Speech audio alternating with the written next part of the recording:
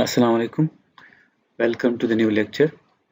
So in previous lecture we discussed about the medium transmission line and how this medium transmission line is modeled in terms of pi and T network.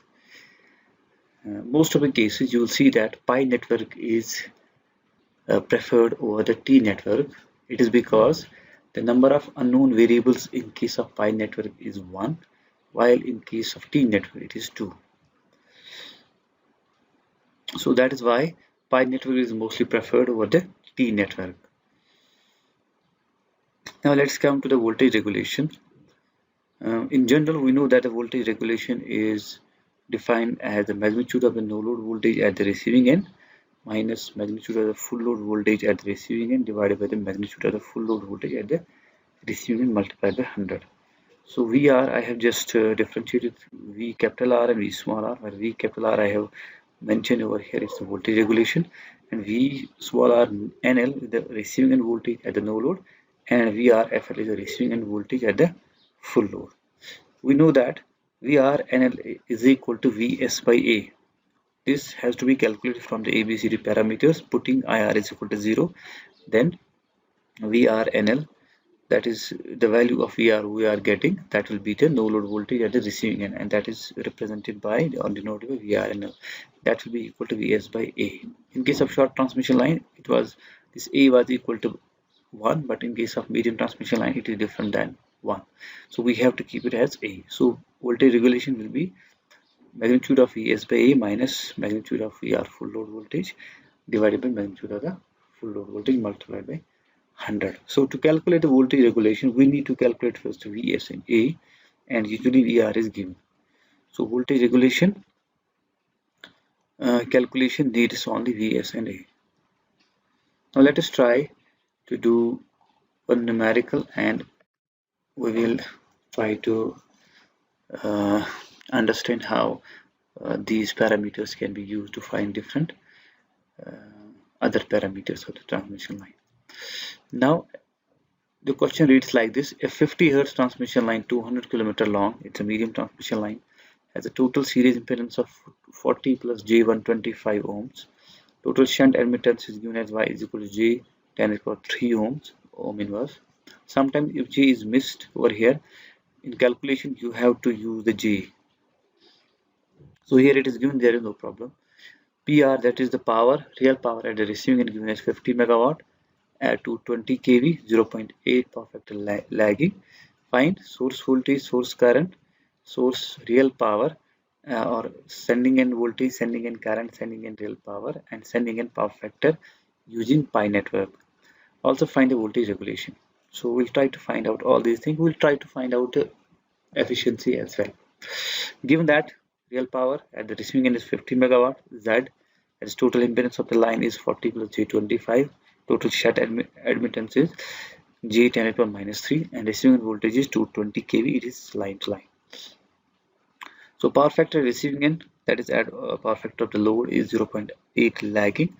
So using this information, we can calculate the receiving end current. It will be equal to power, real power divided by root 3 divided by the line voltage and divided by the power factor. It comes out to be 164 amperes. So in the phasor form, it can be used like this. It is 164 at an angle of minus 36.86 ampere, because power factor is given as 0.8 lagging. Now using the ABCD parameters, we can calculate A, which is equal to D, that is equal to 1 plus YZ by 2. 1 plus Y is this, J into 10 to the power minus 3, Z is 40 plus J125 whole divided by 2. It comes out to be 0.9375 plus J 0.02, so it comes out to be 0.938 at an angle of 1.22. Similarly, B is equal to Z for this pi network. The pi and T network, there is only difference of B and C. A and D are equal. So B is equal to Z. In case of T network, B will be equal to Z into 1 plus YZ by 4. But here B is directly equal to Z. So it will be equal to 40 plus J125. It is given over here. And C, in this case, pi network will be equal to Y into 1 plus YZ by 4. but in case of T network it will be only equal to Y.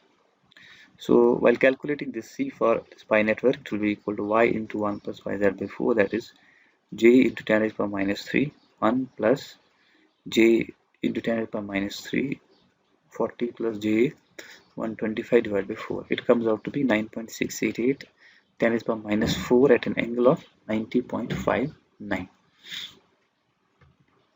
So now we can calculate Vs from ABCD parameters. Vs is equal to AVR plus BIR. So we'll be using only the phase values to calculate the phase value of the Vs.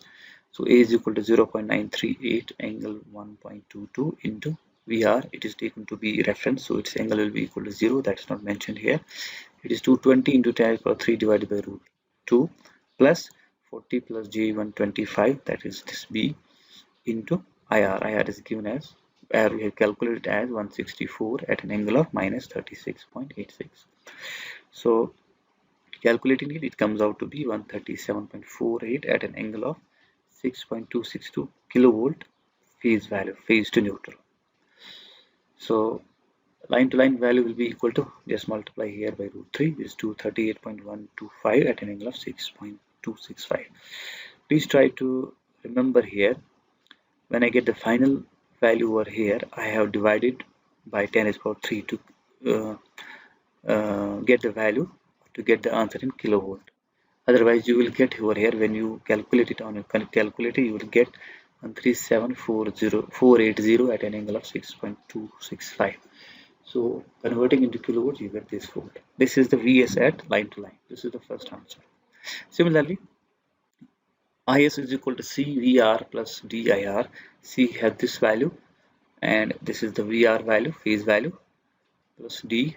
T is 0.938 at an angle of 1.22, and IR is this value. Calculating this, Is is equal to 128.182. So you can see that the source current is less than that the receiving end current. So I can put a question to you, by looking at the medium transmission line, you have to explain me why the source current is less than that of this receiving end current or sending end current. Why? Because while going from receiving end side to the sending end side, currents go on increasing, currents go on adding. We cannot say increasing, but in general currents are adding towards the sending end, and finally this current should have been, as we can see, should have been more than this current. This is IR, but it is, this magnitude is less.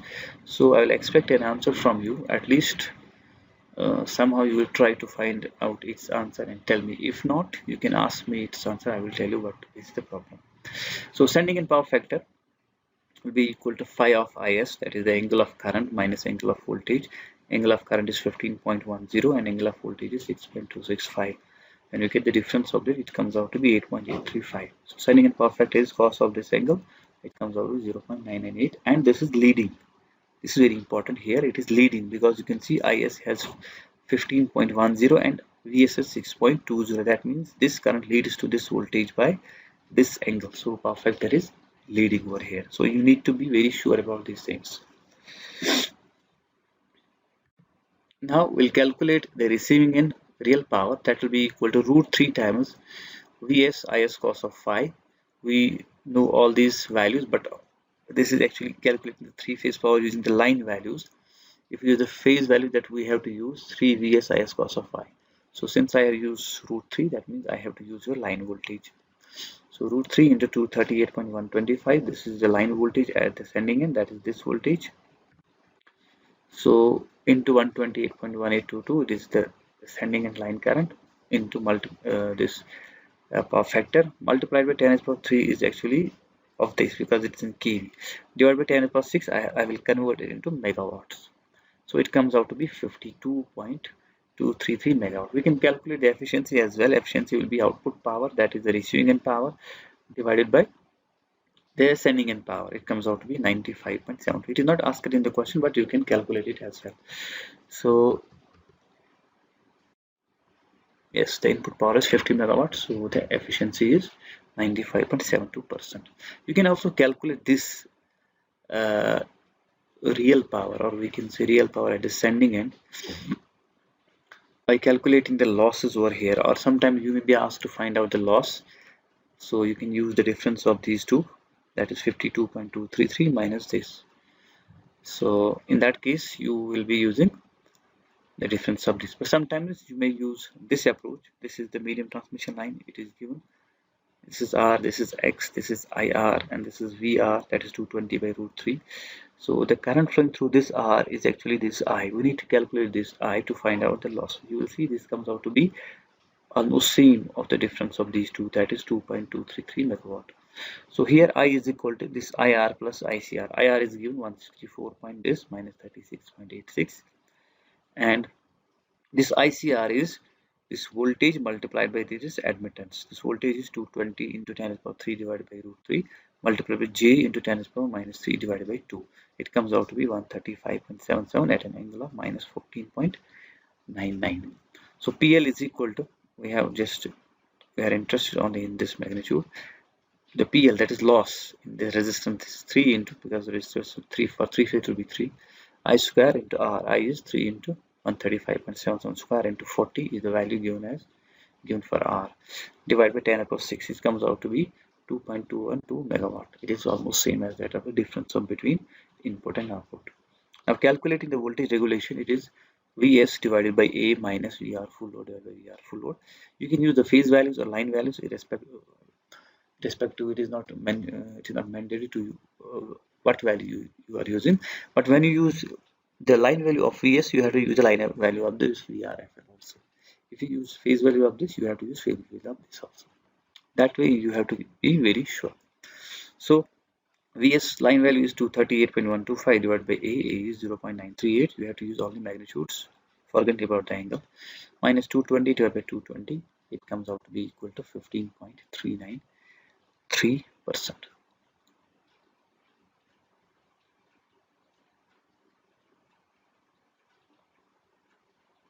Okay. Now homework. So there will be simple 2 questions I will give as a homework. It's a part of this. Now you have to repeat this problem with T network. So same thing you will get, as I have told you, that you have to find out this ABCD parameter for T network. The only thing A and D will be again same. You don't have to calculate A and D. B will be equal to Z multiplied by this term 1 plus YZ by 4. C will be directly equal to Y. So in general, in nutshell, you just have to calculate here B, and then you have to calculate Vs and Is as I have calculated. One more thing that I want you to calculate this Vs. This Vs we have calculated when we are taking some IR value, that is at full load. Try to calculate this Vs at no load and compare that Vs 3 phase with the value of the full load receiving end voltage. So please try to remember this. One thing is that you have to repeat this problem with the T network. Another thing is you have to calculate this Vs under no load condition and then compare that Vs with this VR, and you will let me know that as well. Now let us move to the another topic. It is the Ferranti effect. Actually the thing that I have told you, comparing Vs under no load to the VR under full load. So it will that will help you understanding this Ferranti effect.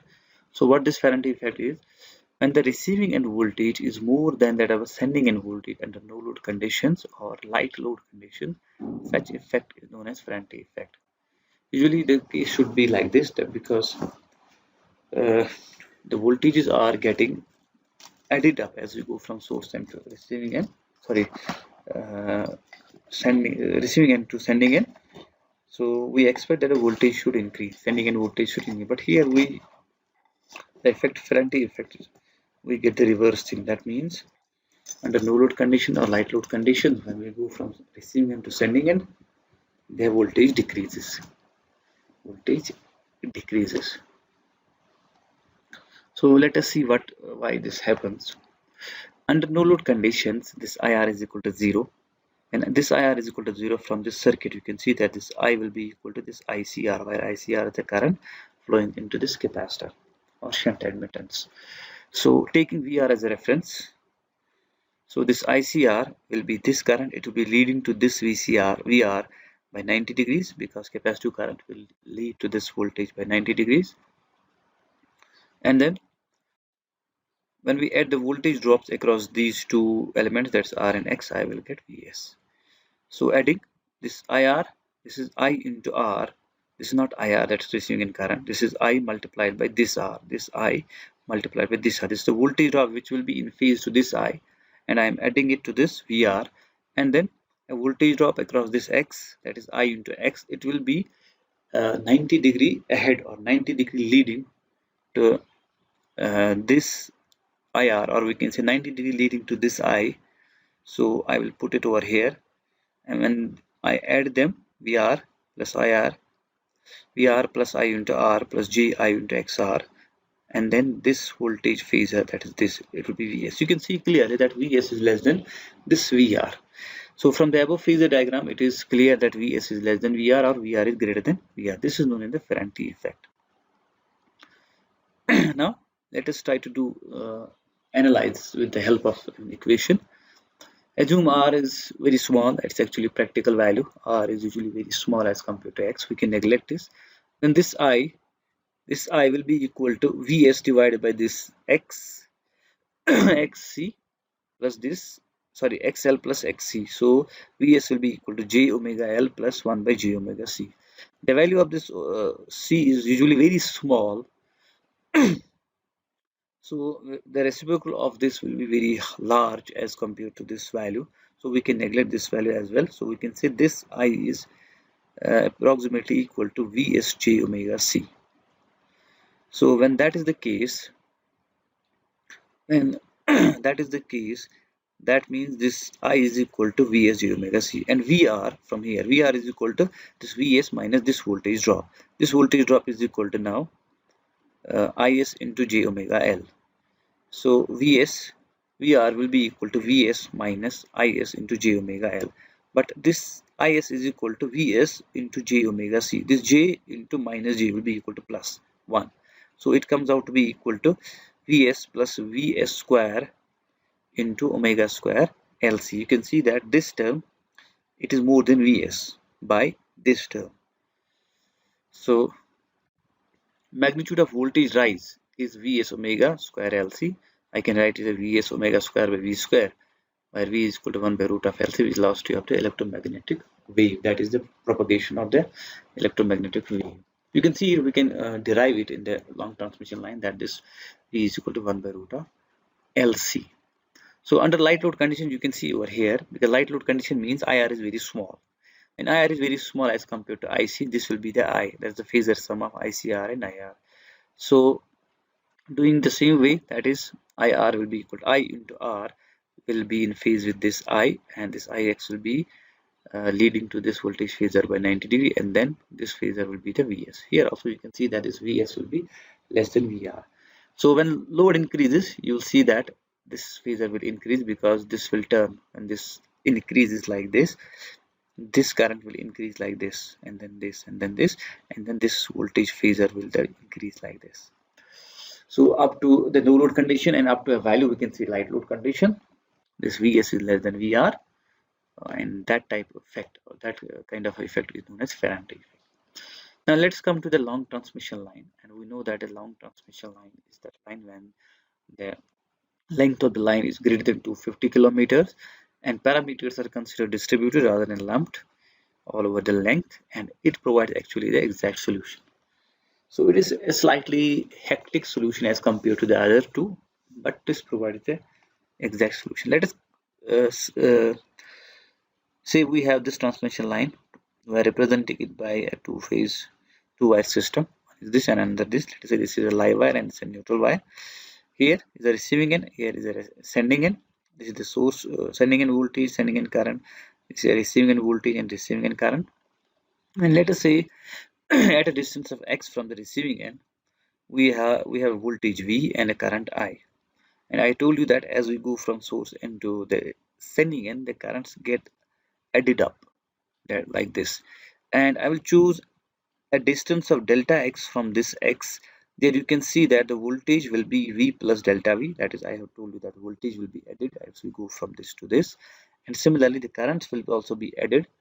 The current at this point will be equal to I plus delta I. I have represented this equivalent differential element of the length, or equivalent differential length of the line, that is this delta x. This is delta x.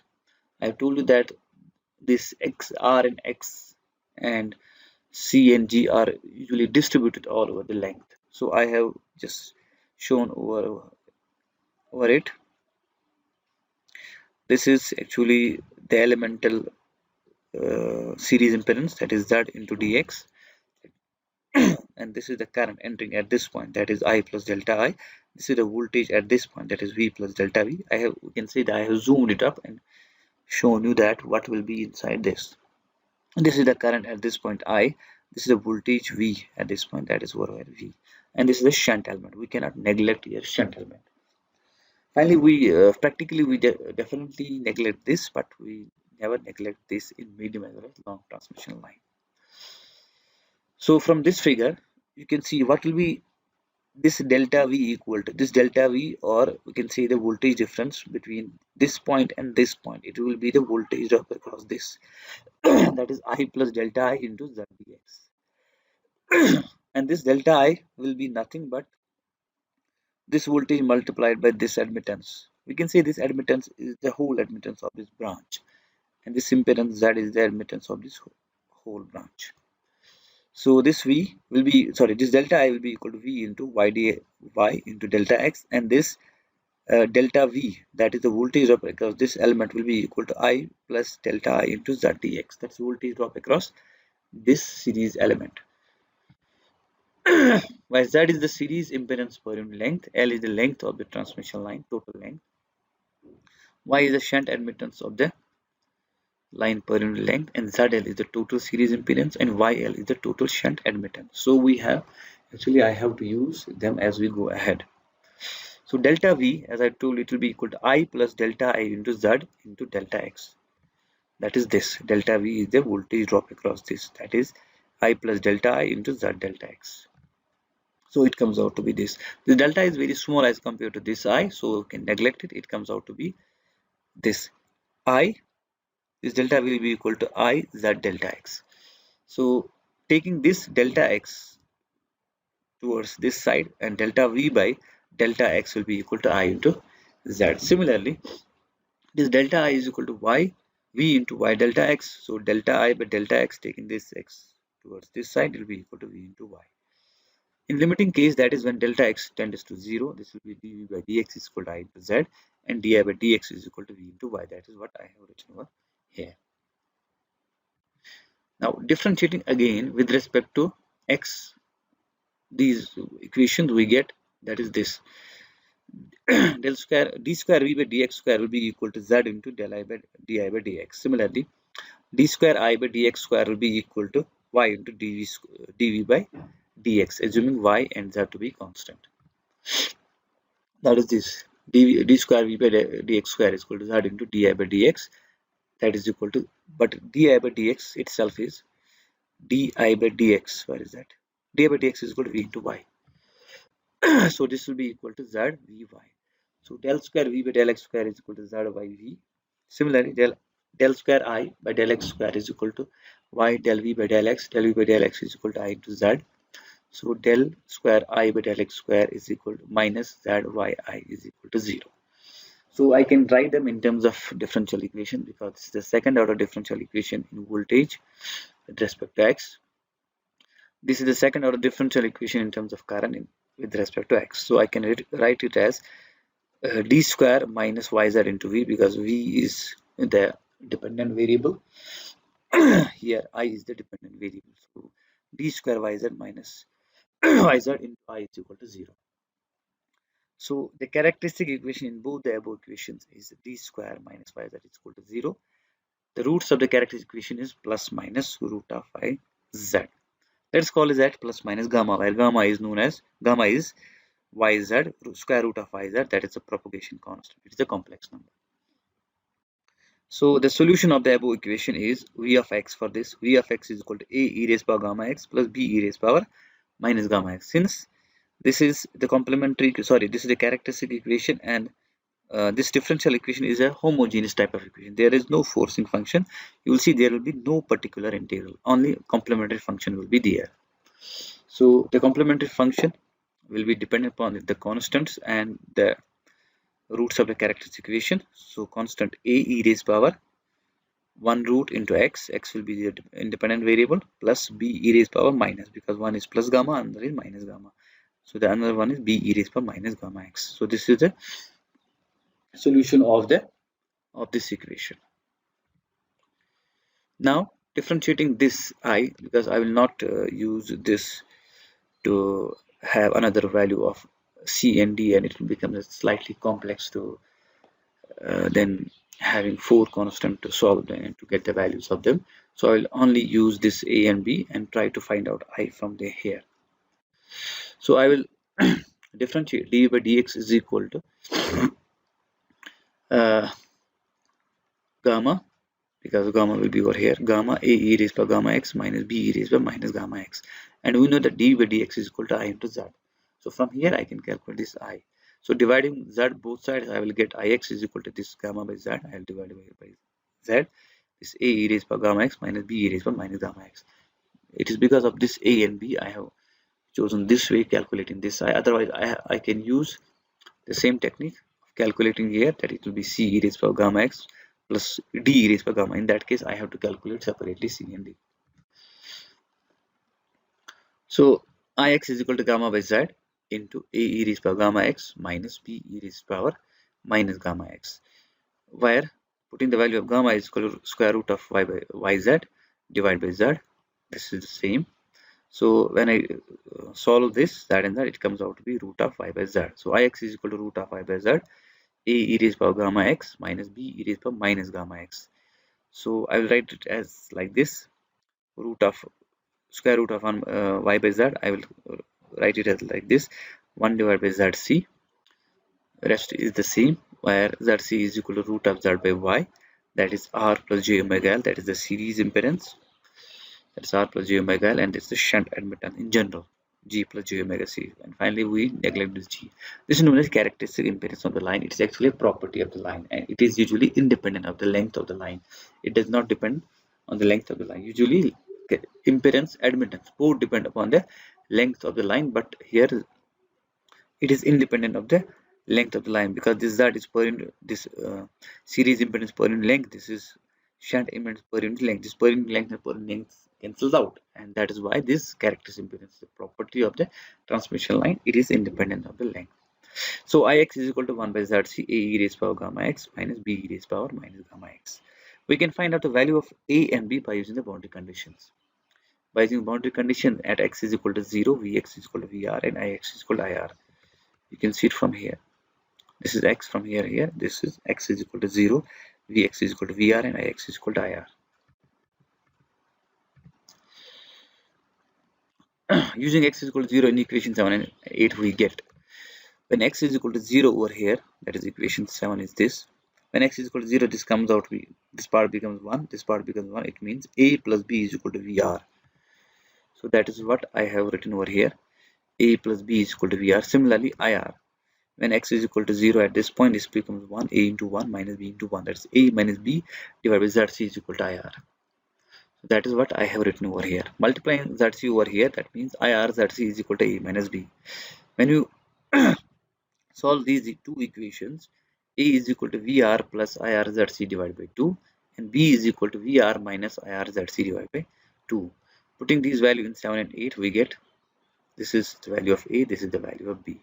Again, this is the value of a, this is the value of b. That is vx is equal to vr plus ir zc divided by 2 e raised power gamma x plus vr minus ir zc by 2 e raised power minus gamma x. Similarly, for this case, this equation 11 and equation 12 will give us the value of voltage and current at the intermediate length of the line, or we can say in between the sending and receiving end. At any point, we can get the voltage value or current value by using these two equations. Now at x is equal to L, Vx is equal to Vs, and Ix is equal to Is, assuming L to be the length of the line. because in that case we are just reaching at the sending end of the transmission line. So Vs is equal to Vr plus IRZC. Only what we have done the other above equations, we have replaced x by L. Here it will be gamma L plus Vr minus IRZC divided by 2 e raised power gamma L. Now separating Vr and IR. So here we have Vr and it has multiplied by this and divided by this. So it will be Vr into e raised power gamma L divided by 2. Here we have Vr. It has multiplication of e raised power minus gamma L by 2. It will be plus e raised power minus gamma L by 2. Similarly for IRZC, you can see IRZC by 2 e raised power gamma L. So here we have minus IRZC by 2 e raised power gamma L. So taking this outside IRZC, it will be e raised power minus e raised power gamma L minus e raised power minus gamma L whole divided by 2. This term is known as is actually equal to cos hyperbolic gamma L, and this term is equal to sin hyperbolic gamma L. Let us say this is equation 13. So Vs is equal to Vr cos of hyperbolic gamma L plus IR Zc sin hyperbolic gamma L. Similarly, Is is equal to, putting x is equal to this L, it comes out to be this equation, and then separating Vr and IR, I get this. Vr is equal to sin hyperbolic gamma L by Zc plus cos hyperbolic into IR, gamma L into IR. These two equations are very important equations. Now you can see that when we compare these two equations with the ABCD parameter equation, Vs is equal to AVR plus BIR, that means A is equal to cos hyperbolic gamma L and B is equal to ZC sin hyperbolic gamma L. Similarly, Is is equal to CVR plus DIR. C is equal to sin hyperbolic gamma L divided by ZC and D is equal to cos hyperbolic gamma L. So that is what I have written over. Comparing equation 13 and 14 with ABCD parameters, A is equal to cos hyperbolic gamma L, B is equal to ZC cos hyperbolic gamma L, C is equal to sin hyperbolic gamma L by ZC, and D is equal to cos hyperbolic gamma L. You can see from here, A is equal to D, they have the same value, cos hyperbolic gamma L, and AD will be nothing but cos square gamma hyperbolic gamma L, and BC multiplication of these two, ZC and ZC will cancel out. It comes, sorry, this should be sin hyperbolic gamma L. I have written here cos. You can see it over here. This is sin hyperbolic gamma L. I have written as cos. Please try to correct this. This is sin hyperbolic gamma L. So sin hyperbolic gamma L will be sin square gamma L. It will be cos square gamma L minus sin square gamma L. That is equal to 1. So it is symmetric as well as reciprocal. Thank you. Today it is enough.